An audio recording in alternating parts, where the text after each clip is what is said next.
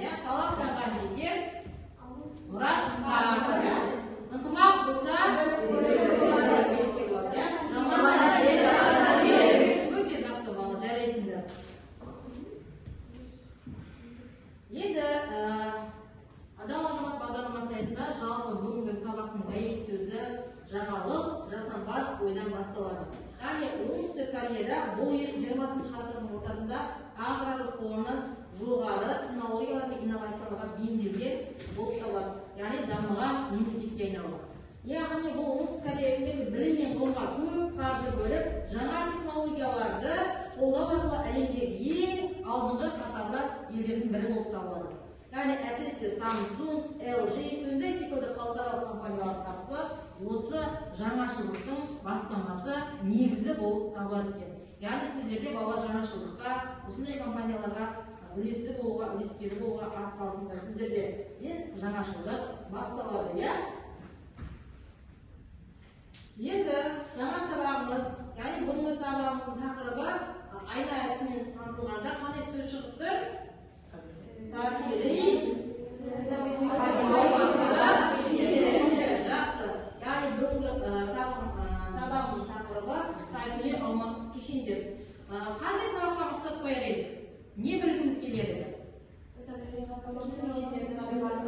Біреуміз тұрып айтайық. Я көнері? Табиғи аумақтық кешендерді білеміз. Қарақат.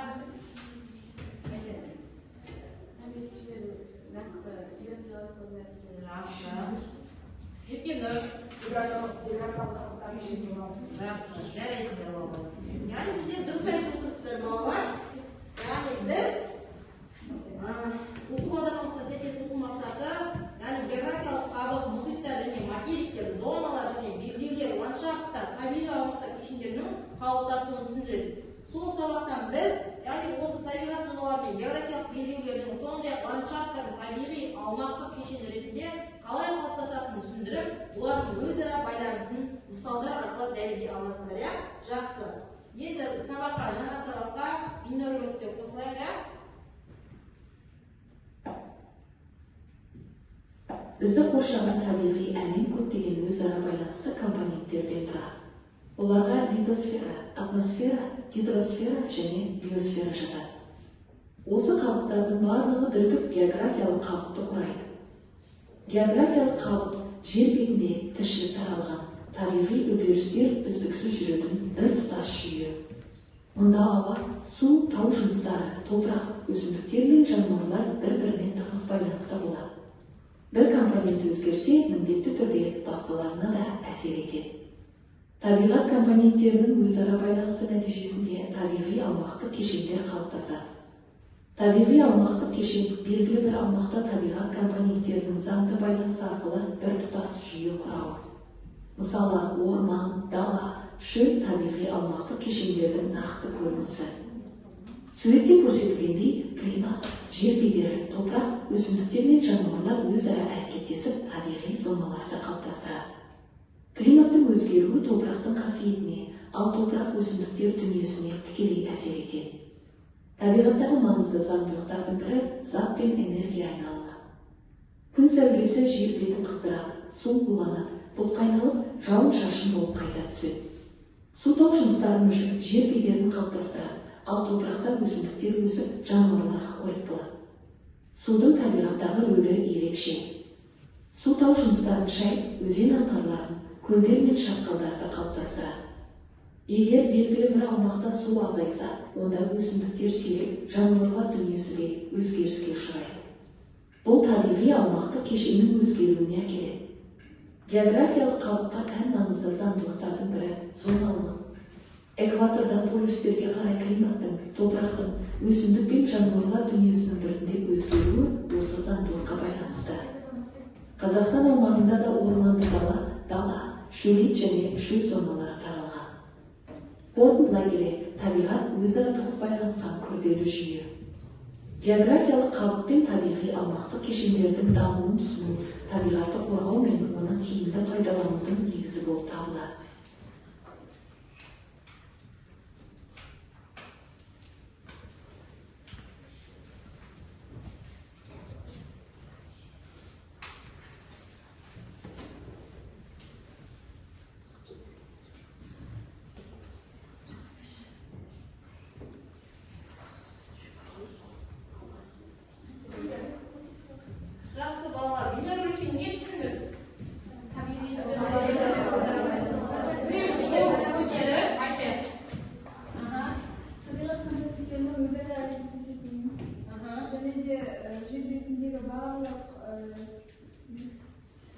компоненттер өзара әрекеттесіп түрлі жер қабаттарын жүзгілерін өзгертіп Жақсы. Яғни сіздер алдыңғы сабақта біз гидросфера, атмосфера, литосфера деген секілді тараулармен таныстық, иә? Енді осы табиғи аумақ кешендердің ішінде ең үлкен рөл атқаратын географиялық қабық. Яғни географиялық өзара әрекеттесетін нақты шекарасы жоқ. Оның негізгі табиғи компоненттері жаңа тұрсақ су, ауа, тау мұздықтары, яғни құрамдас бөліктері болып табылады. Яғни бұл келіп кешен деген сөз шығады. Кешен байланысу, өзара әрекеттесу дегенді білдіреді. Енді осы географиялық қабықтағы ең үлкен табиғат кешені географиялық қабық болса, оның ең үлкен табиғат кешені осы материктер мен мұхиттар болып табылады екен. Яғни осы жерден келіп географиялық қабық ғаламдық, аймақтық, жергілікті деп үш деңгейге бөлінеді. Жақсы ма балалар? Жақсы. Яғни көріп тұрғандарыңыздай, ең жаңағы табиғат компоненттері су. Яғни тау жынысымен байланысқан кезде жер бедерінің пішіні пайда болады. Яғни бізде Алматыда Шарын каньоны деген жер бар. Яғни жер бедерінің пішін сол жермен байланыстырсақ болады. Одан кейін су мен шайылған тау жынысын байланыстыру арқылы көл пайда болады. Ал су мен өсімдіктер мен жануарлардың пайдалануында табиғи қауымдастық биоценозы пайда болады. Яғни биоценозда барлық тіршілік нелері өзара әрекеттеседі. Яғни балықтар да, өсімдіктер де, жануарлар да барлығы бір табиғи қауымдастықта өмір сүреді. Бұл жерде ыстық ауа судың иісімен және де байланысқан кезде шөлейт пайда болатындығы көрсетіліп тұр. Жаңа айтқандай ғаламдық ірі жергілікті болып бөлінеді. Зоналықта осы жаңа біздің географиялық қабық материктер мен мұхиттарымыз, ландшафтымыз барлығы байланысқан кезде осы табиғат зоналарын құрастырады. Яғни олар өзара өсімдіктермен, климатымен, жануарлармен не істейді? Ерекшеленеді, әрекеттеседі. Жақсы. Енді жаңағы материктер мен мұхиттар. Енді осы айрықша табиғи түсі ретінде географиялық қабық туралы 20-шы ғасырдың басында бізге Григорьев пен Колесник бізге осы ақпаратты берген. Ландшафт, яғни аумақтық кешенге жатады. Ландшафт, яғни осының ортаңғы бөлігін қамтиды екен. Жақсы, енді географиялық ландшафттығын ерекше шетінде қарастырған бізде Докучаев. Сонымен қатар Докучаев қандай ғылымды не істеп еді? Топырақтану ғылымының негізін қалады. Жақсы. Енді географиялық заңдылықтар тұтастығы, зат және энергия айналымы, ырғақтылығы және де зоналығы секілді заңдылықтарға бөлінеді. Енді географиялық қабықтың тұтастығы оның құрамдас бөліктерінің өзара байланысымен олардың бір-біріне тәуелділігін айтамыз. Ал зат пен энергия географиялық қабықтағы компоненттерді өзара байланысып тоқтаусыз жүруі арқасында, яғни фотосинтез, дүние су айналымы, тау жыныстар үгілу секілді барлығы өзара әрекеттесу арқылы жүреді. Ырғақтылық, яғни уақыт аралығы бойынша бір уақытта қайталанып отырады, немесе белгілі бір жылдар қайталанып отыратын құбылыстардың жиынтығын айтамыз. Зоналығы, яғни табиғат компоненттер кешендерінің экватордан полюстерге қарай ғаламшар уақытында, ауқымында өзгеруін айтамыз. Мысалға, табиғат зоналары, мысалы орманды дала, шөлейт шөл, станыстық, ал таулы аймақтарда биіктік белгіленген зоналар айтылады. Ол жердегі нелер өзгеше болып табылады. Енді ырғақтылық, тәуліктік циклдер, маусымдық циклдер, ғасыршылық циклдер, ғасырлық тербелістер циклдік болып бөлінеді. Соның ішінде тәуліктік циклдер, яғни күн мен түннің ауысуы, температура, абсолютті және салыстырмалы ылғалдылығы жатады. Ал маусымдыққа жердің күн айналымына байланысты болады. Яғни ай мен күннің толысуы, мысалы қыста айдың ұйқыға кетуі деген секілді, балық құстардың тіршіліктері, яғни жылы жаққа ұшуы деген секілді. Ал ғасыршілік, мысалы 35-40 жылда, 90-100 жылда қайталануы мүмкін, яғни күннің қарқындылығы, мысалға айтып жатады, осындай жылы күн суық болған, қазіргі кезде жылы деген секілді салыстырмалы түрде айтып жатамыз. Ғасырлық тербелістерге, яғни вулканизм, апатты селдерді қарастырады. тылсымдары, қуаңшылық деген секілді, жақсы ма? Яғни табиғат жануарлары биіктік белгіге болған кезде және ендік белгі болған кездегі айырмашылықтары. Яғни ендік белгіде жаңа экватордар полюстерге қарай не істейді жүреді, ал неде биіктік жақсы. Мынау шөлейді, мынау біздің жақсы. Енді тапсырма сіздерге берілетін, яғни дауыстап ойлау әдісі арқылы топтық жұмысты орындаймыз. Яғни берілетін сіздерге бірінші топ сіздерге алдарыңызға тапсырманы берем. Және де беру арқылы сіздер орындаңыздар, иә? Қазір оқып шығамын.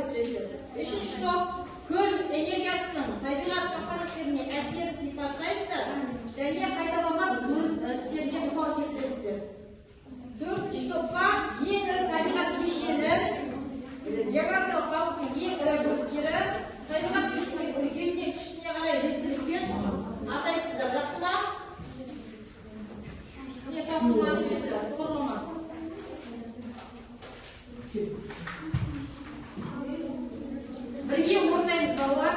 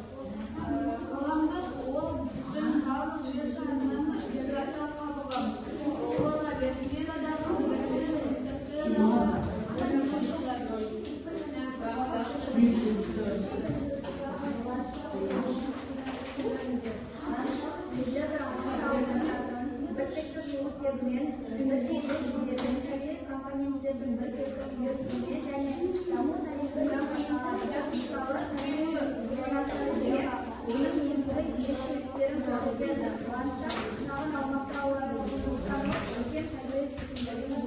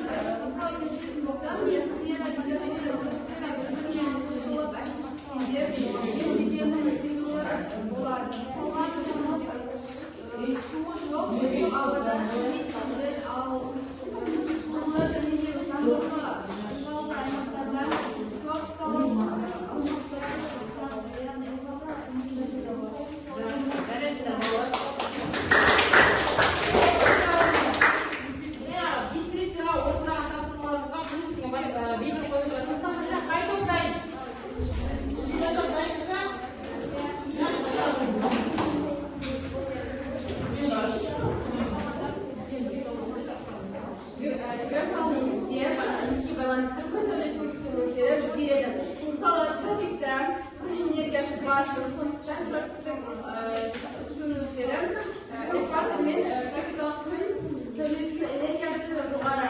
Сондықтан табиғи аумақтық кешендер компонент ыстық болады.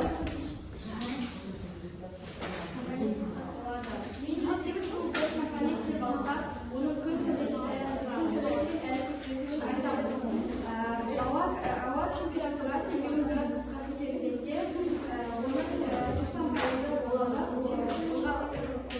90% төмендейді. Осылайша шөлді аймаққа тоқтатады. Су төзек компаниялары күн энергиясы шығарады, ал сәуле болса өзара әрекеттесудің нәтижесі.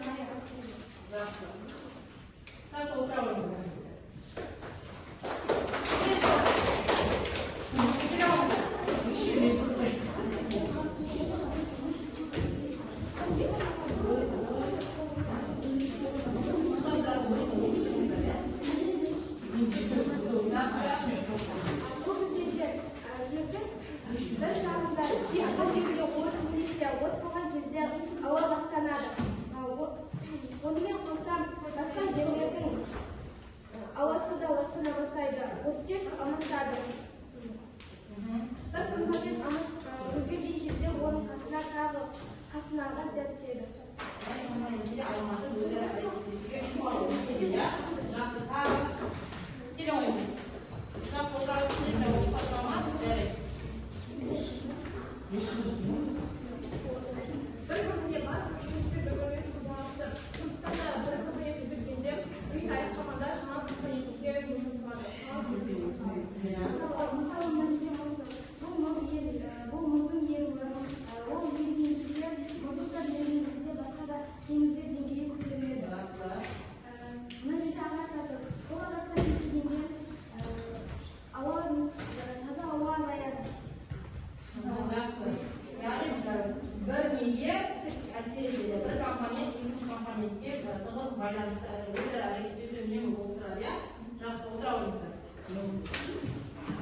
Жақсы, барлық топ қорғап шықтыға жарайсыздар.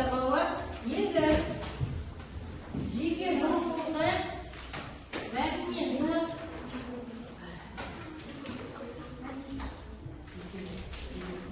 сіздерге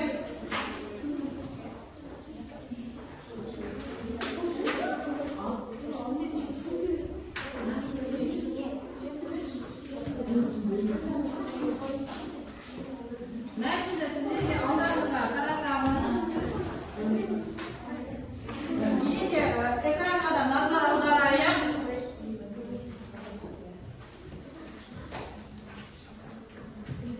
Экранға назар аударып мәтінді оқыңыздар.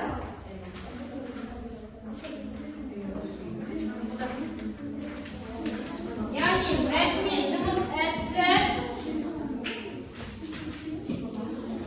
яғни сіздерге оқылатын мәтін бір күні табиғаттың әртүрлі аймақтан аралап жүрген саяхатшы жас жігіт абай жергілікті таулардың бірімен жаяу жүріп бара жатты.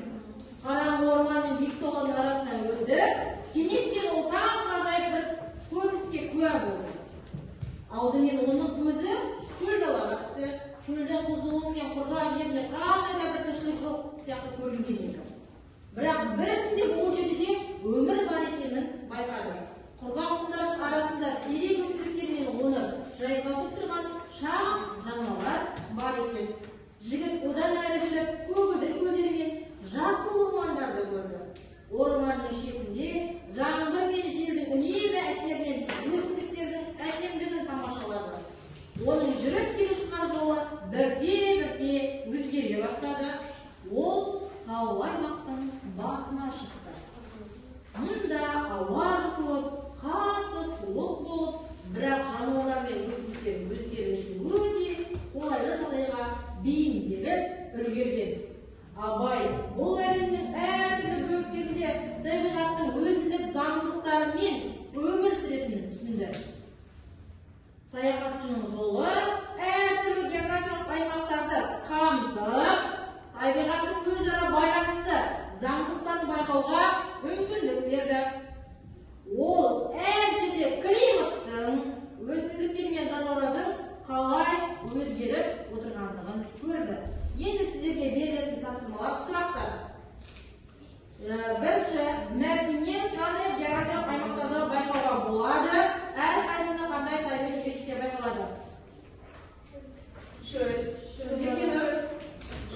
орман және де тау жыныстары көрінеді. Ал шөлде ауа ылғал аз және де ылғал аз болады. Ал ауа ол жақта тығыз болады. Ал орманда ауа ылғал көп және өсімдік мол. Ал тауда ауа жұқар және ылғал аздау болады. Жақсы. Жауабы көрейік. Үлкендермен салыстырайық. Енді бізде дұрыс жауап, яғни дұрыс жаңа географиялық аймақтар кездесетіндігін айтты. Ол дұрыстайды. Шөл, орман, тау. Яғни аймақта шөлдің климаты ыстық, құрғақ, өсімдіктері сирек өсімдіктер, яғни кактус, сексеуіл, жануарлары, шағын жануарлар, кесірткелер, жыландар тағы басқа. Ал орман ылғалды, жылы, әсем ағаштар мен бұталар, шөптер. Әртүрлі құстар мен аңдар кездесетін. Яғни таулы аймақ суық, сирек ауа, биіктікке бейім өсімдіктер өседі, таулы жануарлар, яғни қар барысы секілді жануарлар табылады. Келесі сұрақ. Саяхатшының жүріп өткен жолы қандай табиғи заңдылықтарды көрсетеді? Анасы, үшінде. Жақсы, жаңа заңдылықтар қарастырдық қой біз. Тұтастық заңдылығы, ырғақтылық заңдылығы, жақсы отырады. Нақты жауап. Алай компетенция бір-бірімен тығыз байланысты және де әр жүрген сайын ол саяхатшы барлығы топырақтардың түзелу ықпалына және де масайлардың кейін көбейгенін байқады. Яғни ол әр жол сайын олар бір-бірімен тығыз екенін, байланысты екенін және де мөлшерінің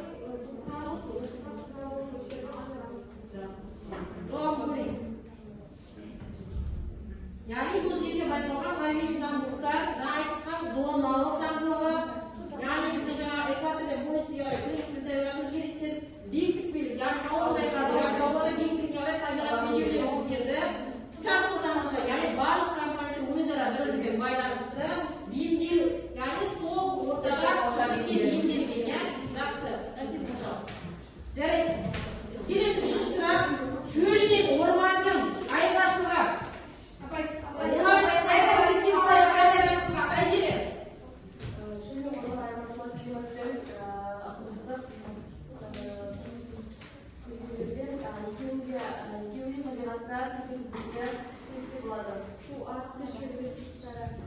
шектеулі болады. Жақсы. Бар ма тағы қосатынымыз? Болып па? Орман суы, шөл, биологиялық әртүрлі кіші жоғары. Жақсы. Жауапын көрейік. Яғни шөлмен орман салыстырмалы түрде қарастырып тұрген шөлде яғни жауын-шашын ылғалы 50 мен 200 метр аралығында температура плюс 40 градусқа дейін өсімдіктер сирек суккуленттер яғни су жаққа бейімделген өсімдіктер жауын-шашын орманда 500-ден 2000 миллиметрге дейін болады. Температура плюс 15 пен 25 градус аралығында жануарлары әртүрлі болып табылады. Яғни бұл жерде экосистема заңдылықтары шөлде энергия үнемдеу, су жинау арқылы бейімделеді. Орман экосистемасында көп қабатты құрылым биоалуантүрлілік және активті зат айналымы байқалады. Келесі сұрақ. Зооналық заңдылықтарды мысалы келтіре отырып түсіндіріңіздер. Шөл, орман және таулы аймақтар арасында қандай байланыс бар? Жақсыласыңыз. Әр түрлі зоналар өздерінің климатына байланысты болғанымен шөл, орман түрлі аймақтар өздерінің байланыстарын олардың зат алмасу және де энергия алмасуына болады.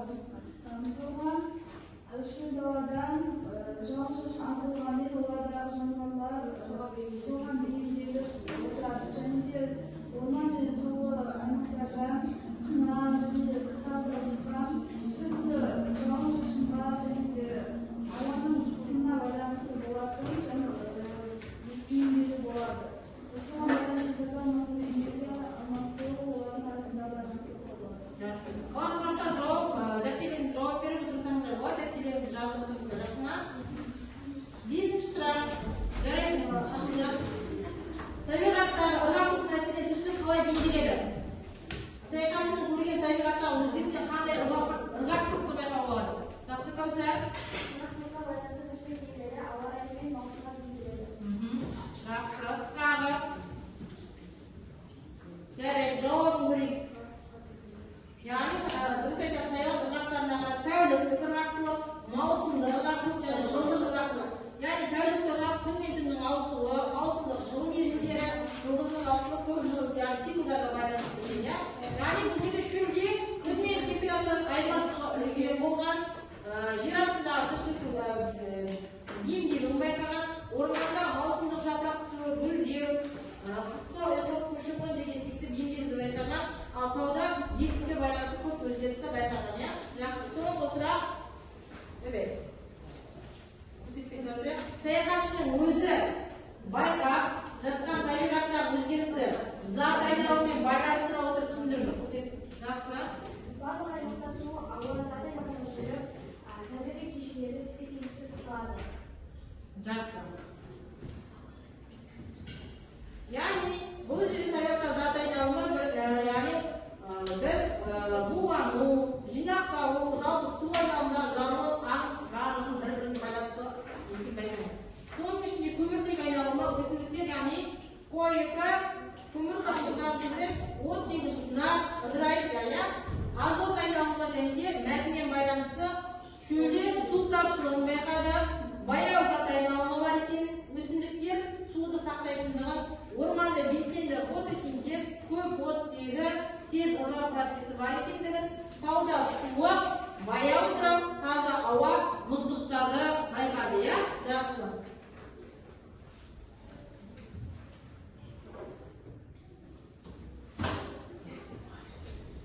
Яғни біздің жаңағы салыстырылған шөлмен неміз, тауларды аймақ.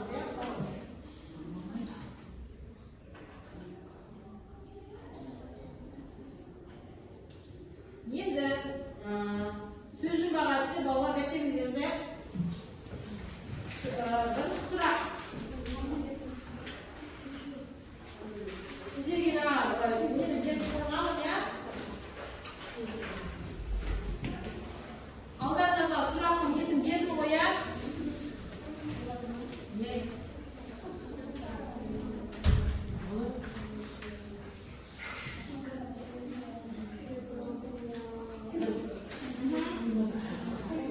яғни бірінші сұрақ, бұл не? Жердің барлық табиғи компоненттері орналасқан қабық, атмосферадан бастап биосфераға дейін.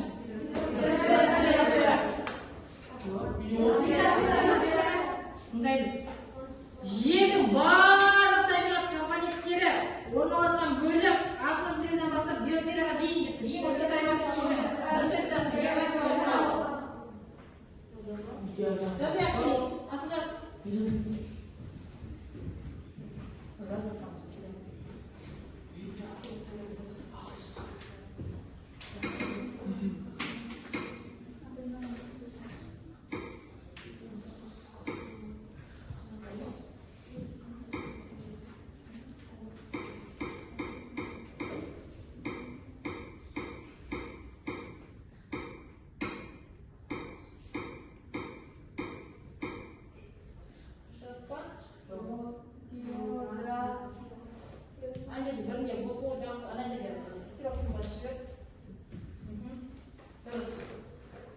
Келесі сұрақ жақсы. Екінші сұрақ. Әртүрлі табиғи факторлардың біртұтас жүйесімен өзара байланыстар арқылы қалыптасатын белгілі бір аумақ құрылым.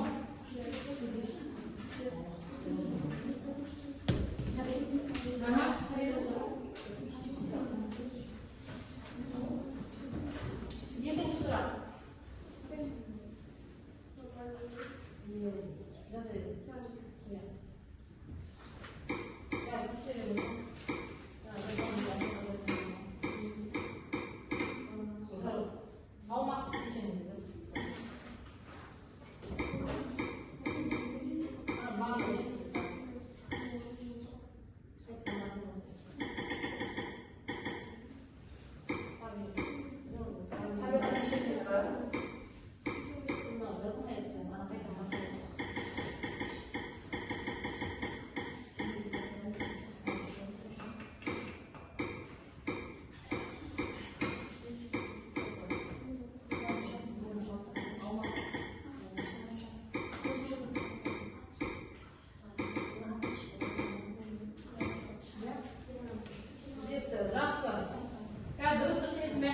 Үшінші сұрақ.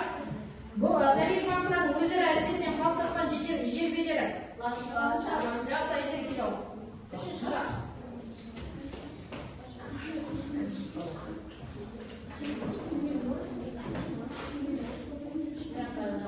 Жаңа бастап қойды, екеуін алмасы болыңыздар.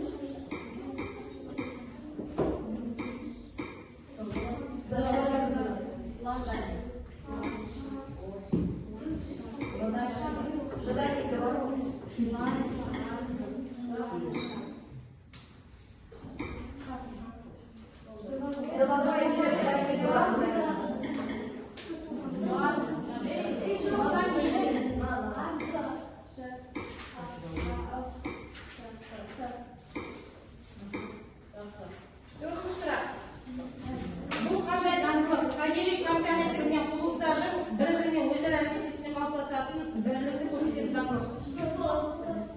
Төртінші сұрақ.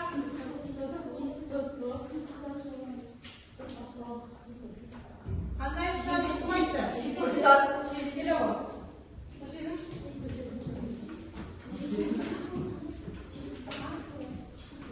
Төртінші сұрақ жасамыз.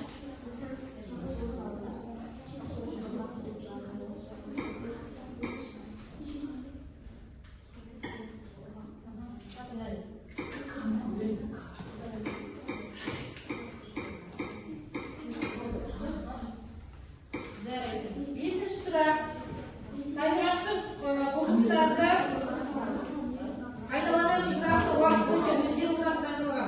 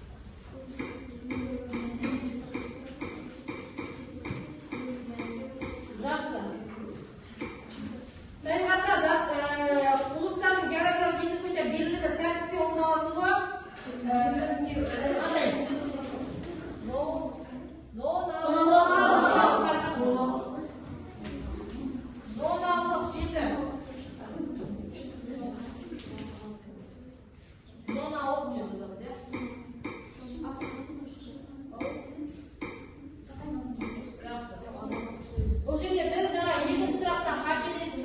Бұл жерде бағана мына жерде не болады? Сұраққа қайта түсіп алдық қой, а? Мына жерде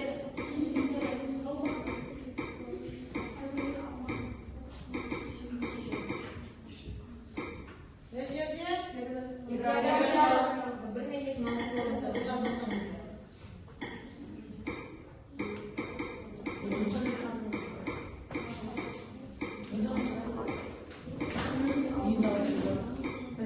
Біздің яғни бүгінгі тақырыбымызға байланысты келетін сөздер негізгі ұғымдарды байқадық. Олар ұшақ, табиғи аумақ, кешен, географиялық қабық, затай аумағы, тұтастық, зоналық, құжаттық заңдылықтармен де бүгінгі сабағымызда таныстық. Иә, балалар, иә? Жарайсыздар, балалар. Жақсы орындап, жақсы көрсеткіштер көрсетіп жатсыздар. Енді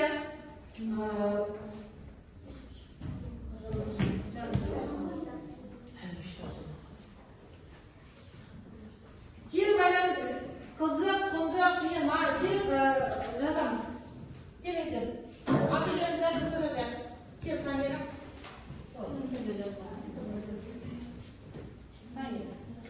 Жазайық артына жазайық. Артына жазайық.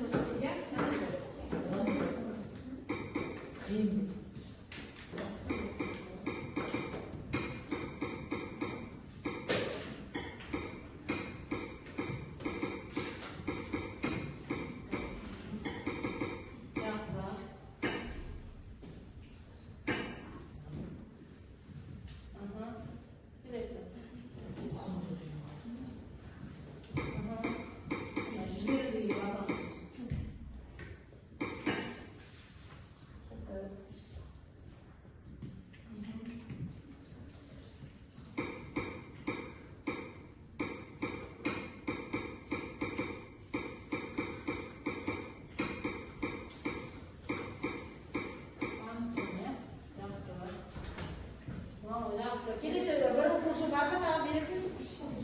Жақсы, балалар жалпы бүгінгі сабағымызды түсіндік қой, иә? Табиғи аумақ кешендерінің қалыптасуы, географиялық қабық, ландшафт ұғымдармен жалпы таныстық. Сабаққа белсенді қатысқан Қарақат, одан кейін Ерке Нұр, Тағира, Айзере, Кәусәр, Асылжан, Жансезім, Айша, Аяру, иә? Сіздерге 9-10 балдарды алдыңыздар бүгінгі сабақта. Жақсы ма? Ал басқа балаларға 8 балдан қоямыз. Жақсы ма? Сабақ аяқталды. Сіздерге үлкен рахмет. Аяқталды ма? Барлығына ненің бәрін істедім бе? Бітті.